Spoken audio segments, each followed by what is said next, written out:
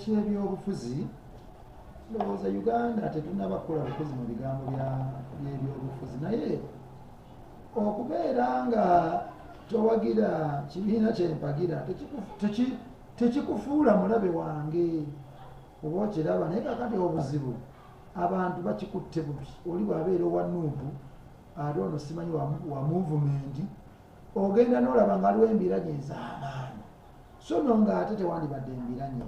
Era n'ekibiina ekiri mu buyinza, bino ebibiina ebirala ebivuganya ebyoludda luli, tekitegeeza nti nabyo balina kuba balabe, kubanga be bawabuzi balina okuwabula gavumenti okugitegeeza nti ane kino tekitambudde bulungi, nakino tekitambudde bulungi, nakino tekitambudde bulungi. So nze njagala kukubira omulanga bannabyabufuzi basobole okuzannya politics ow'ekikulu, babeere nga bakwatagana newankubadde nga baawukana mu bibiina. Nayogera twaliko kukuba ery'omusalaba ningabanga ffenna kwegamba tewali wa Nuupu, tewali wa muvumenti, tewali wa FDC, nga ffenna tutambulidde wamu, nga tewali mbiranye zonna oba okiraba. So kakati ebyo ebyokweyawulayawulamu tebiyamba era tebitwala nsi yaffe mu maaso. Tulina okulaba nga newankubadde nga tuwagira ebibiina ebyenjawulo naye nga tuli united, nga tutambulira wamu, olwo nno tunakuza eggwanga lyaffe, kubanga abantu abamu kati ngaffe oba n'abalala wansi eyo tebali interested nnyo mu bino. Simanyi oli awagiraani, naye abantu bali interested mu development. Babakoledde enzizi, bakoze enguudo, kugaze endowooza ebyo ebisinga obukulu okusinga okudda mu kwerumaaluma n'okulwana. Nze ndowooza ebyo tebiyamba. Embiranye ze tulaba mu bibiina ebyenjawulo, naye nga ate oluusi ogenda n'olaba nga ebintu oluusi ebibatabula nga bintu bitono, nga basobola okutuula wamu ne bakkaanya. Nze bwe ndowooza, kubanga nze bayibuli gyensoma etulagira kusonyiwa ate nakutabagana, kyekisingira ddala obukulu.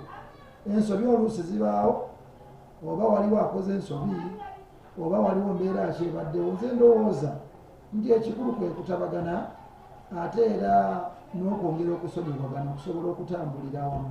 So bwe tuwulira ebyo oluusi ebibeera mu bibiina, gundi simanyi yasobaganye n'egundi, simanyi ono ate yali enguzi ne bakolawo ne bamuggyako ate ne bateekako omulala. Nze ndowooza nti ekikulu kyandibadde kuteesa kwongera kwogerera wamu, okulaba kale ensobi bwe bibaddewo tusobola kugikorekitinga tutya, olwo nno tulyoke tusobole okutambula obulungi. Kubanga abantu ababeera awamu sirowooza nti bayinza obutafunamu bibaawula, oba bayinza obutafunamu kwegamba ebibanyiiza. Naffe ffennyini ng'abawezuza okwesanga nga waliwo gwonyiizizza oluusi omukristaayo. Naye tekitegeeza nti kaakati ebyenkomerero. Nze ndowooza nti abantu kisobokera ddala okutabagana. Olaba ne Yesu abaamukomerera ku musalaba yabasonyiwa. Ku musalaba n'agamba nti ambasonyiye kubanga tebanti bakola kiki kye bakola. Naye kulanjala bubaka bwenjagala n'okukubira ddala n'okukubira bannayuganda okubagamba nti kikulu nnyo okusonyiwagana, si na mu bibiina byokka, naye ne mu bufumbo. Mu bufumbo tulina abafumbo bangi nga balina enjawukana, balina ebibaawukanyiza, tebakolagana, abamu batuuse n'okuttiŋŋana oba okiraba. So nze ndowooza kyangu nnyo okuteesa ne musonyiwagana ng'abafumbo, ng'ebibiina, oba ng'abantu ababeera obumu ku kyalo, oba ng'abakolera awamu. Kyangu nnyo kwegamba okukkaanya ne musonyiwagana obanga wabaddewo ensobi, ate ne muddamu ne mutambula buto. Kati ekigambo obukristaayo kitegeeza omugoberezi wa Kristo. So n'olwekyo toyinza kugoberera muntu gw'otakkirizanga. Omukristaayo yandibadde ng'alokose, ng'akkiriza. Agala okulokoka kitegeeza okukkiriza Kristo okufuga obulamu bwo, okwenenya ebibi n'okkiriza Kristo n'atula mu mutima gwo, n'abeera ng'akuluŋŋamya ate obutayonoona.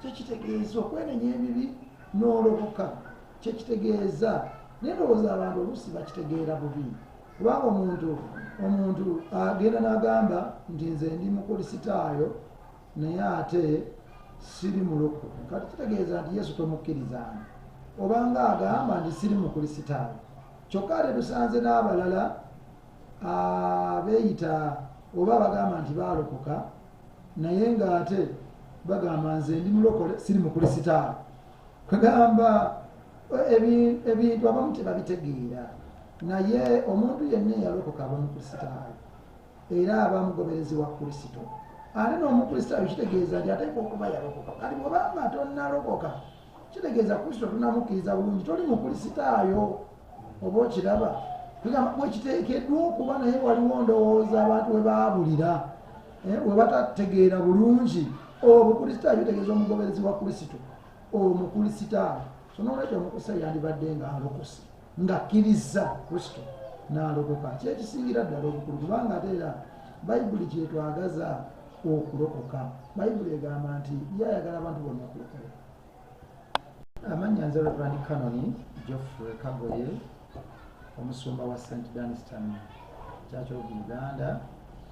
Olwaleero ku Easter Monday tutera okubalikizaako abaana era nga tubatiza abaana abasuukira ddala 30.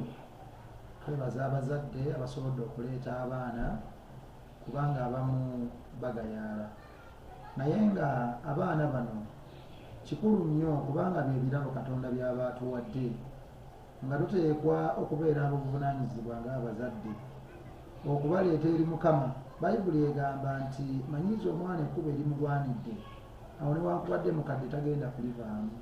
So n'olwekyo abaana bano baleetebwa mu kkanisa nga bakyali bato egamba bakuzibwa mu nnono ez'okutya Katonda era abazadde twongera obbakubiriza bongera okuyamba abaana bano ate n'abayima kubanga abayima be bayimiriddewo okwongera okuteekateeka abaana bano n'okubalungamya mu kkubo ery'okutya Katonda. So n'olwekyo abayima nyongera bakubira omulanga batuukirize obuvunaanyizibwa bwabwe era n'abazadde kubanga abo bombi balina okukwatagana okulaba nga abaana bakuzibwa bulungi. Tufune omulembe okutya Katonda era tufune abaana bagenda okugasa eggwanga lino ate era n'okugasa ekkanisa.